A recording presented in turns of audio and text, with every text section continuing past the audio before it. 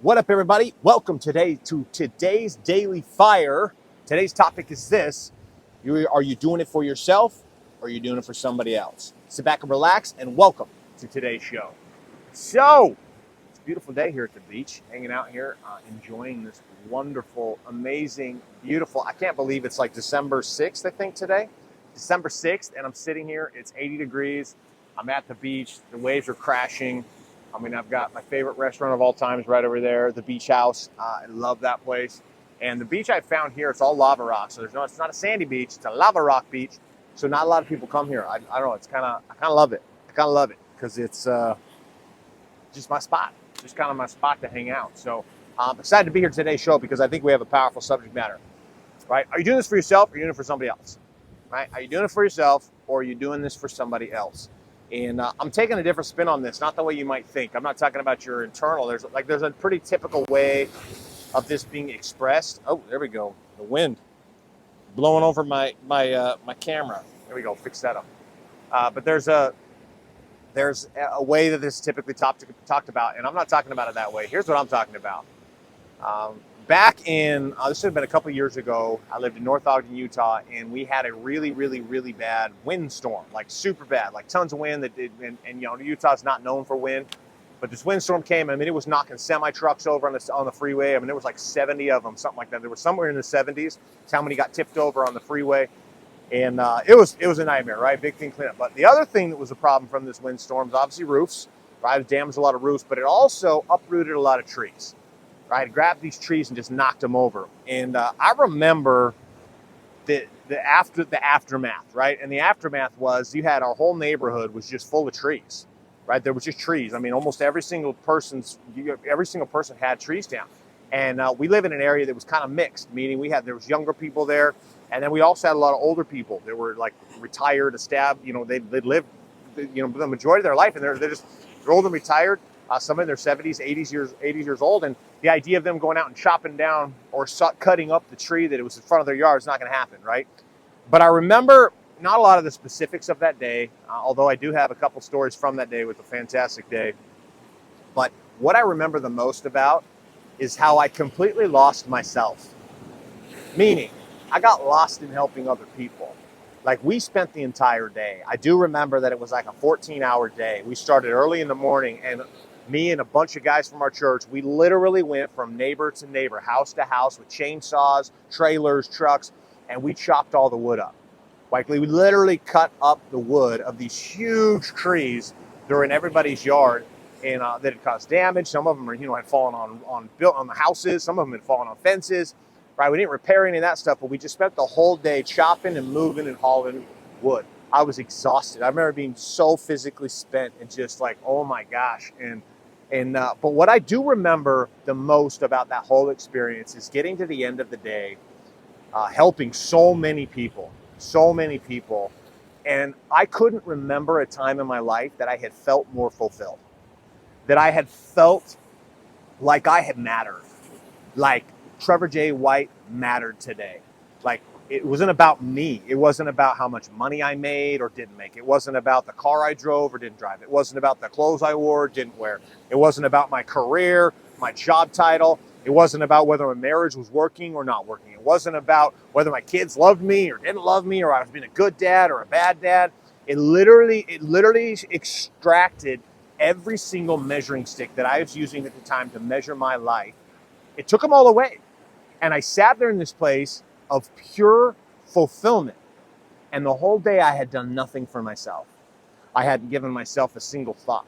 I hadn't looked at, well, what about Trevor? Well, Trevor's tired. It was, no, this is what's required.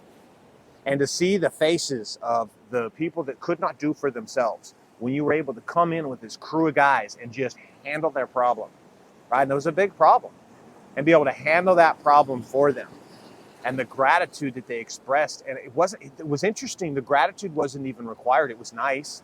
Everybody loves to feel, like, thank you for doing that. Like, people love hearing that, right? I'm no different. I love hearing that too. But it wasn't about that. It was just about the fact that the whole day, I lost myself in serving other people. And what was wild about that is I didn't know how to replicate that, right? Because in the real world, quote unquote, I couldn't just go and serve people all day, every day, with no expectation of any type of return, because we live in a world where we got to make money, right? We have to. But I missed something along the way, and here's what I missed, and it took me a lot of years to finally realize and figure this out. Right? You guys have all heard, I'm sure, the phrase "dollars follow value."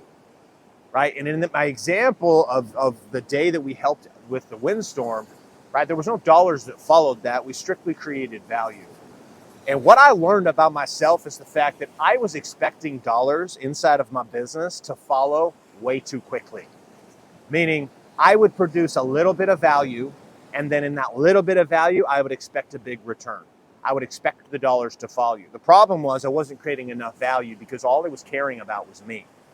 At the end of the day, I would create value and I would try to help somebody else only so they would pay me money.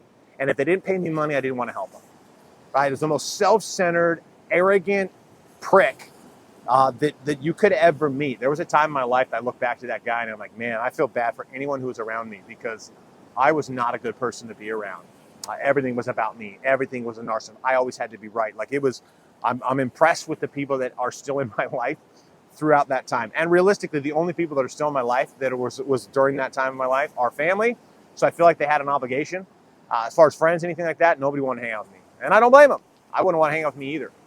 But that's the thing that I missed, and it was the value. It was realizing the dollars do follow value, but I have got to stop worrying about the dollars. And as soon as I started doing that, like with my company now, with Pivot, it's the name of my coaching company. Right now, like I'm not concerned with the money coming in.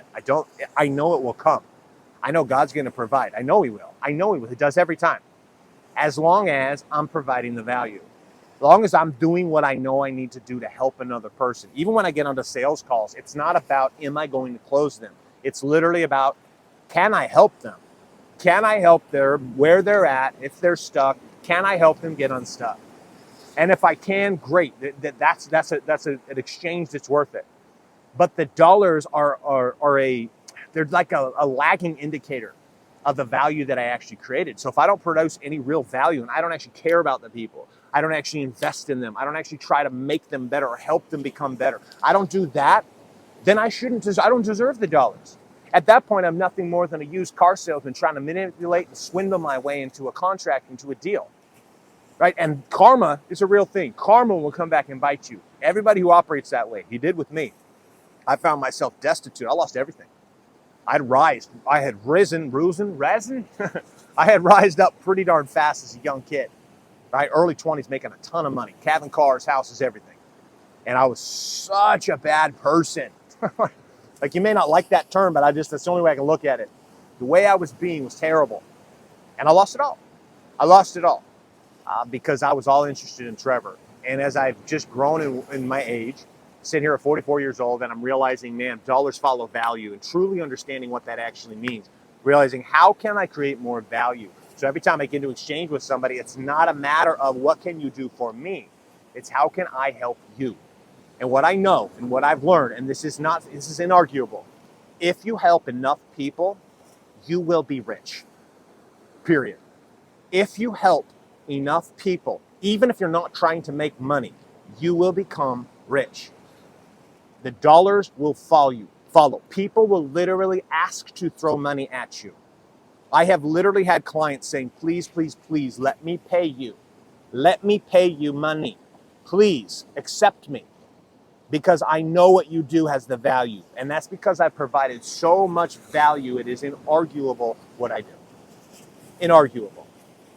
So I want you to take a look at your world. Take a look at your world around body, being, balance, and business. Where in your world are you all about you? Are you just all about what do you get? What do you get out of this? This could be in business. This could be in relationships. Those are the two primary. This could even be in your relationship with God. All about you. All about you. You drop to your knees. God, what can you do for me? God, what can you do for me? As opposed to, God, how can I help you? God, how can I be your hands? God, how can I be your instrument? How can I touch that person who needs you right now? Like, every part of it's this way. Every single part of it is this way. I have even reframed that onto my body, right? I don't work out for Trevor. And this is not something I'm perfect at, by all means, because I do have a vanity vein inside of me. I like to look in the mirror and have a six-pack. I like looking the way I look. I do. And I struggle with this. But the story I began to tell myself inside of the body is, God gave me this gift. It is my responsibility to do everything in my power to magnify the gift. He gave me this body. He gave it to me. So when I'm sitting at the drive-through line, well, I don't ever go to the drive-through line, but that's why I don't. Because I know going through the drive-through line, that is not magnifying my body. Putting garbage inside of my mouth is not magnifying my body. And living an entire life of gluttony and laziness, and to only end up in my 40s, 50s, and 60s broken, hip replaced, knee replaced, diabetic, heart problems, all these things, like that is not being, like that's not magnifying what the gift God gave me. And so every day when I hit the gym, I'm like, God, I'm doing everything I can to beautify the gift you've given me, to make the vehicle you've given me, and to show you that I respect it and I love it and I'm grateful for it. Right? Not perfect at this at all, but this is what I'm aspiring for. Same thing with every part in life. Like it's a way of reframing the way you look at things. And here's what I'll tell you: your life will transform if you can do this. It takes a lot of work, but your life will transform if you can do this. So just pick one area. Just pick one area today and one thing that you're doing that is clearly about you, and work on that one thing. What can you do about it today? What's the thing you can shift on today? Maybe it's just telling yourself a different story, a different narrative about it, a different frame, so that you can actually start to see it as, how do I create value for someone or something else, not just about me? So that's all I got for you guys today. I appreciate you guys being inside of the show. If you got value from today's show, share it up. Share it up with somebody else you know. Share it up with somebody who maybe they're a little, maybe they're all about themselves, and this might be a good message for them. But also consider this message is for you. So, but share it up. If you got value from it, I appreciate it. That's how more people will get value from this conversation today. So, again, that's all I got. It's your boy, Trevor J. White, reminding you that they're one pivot away.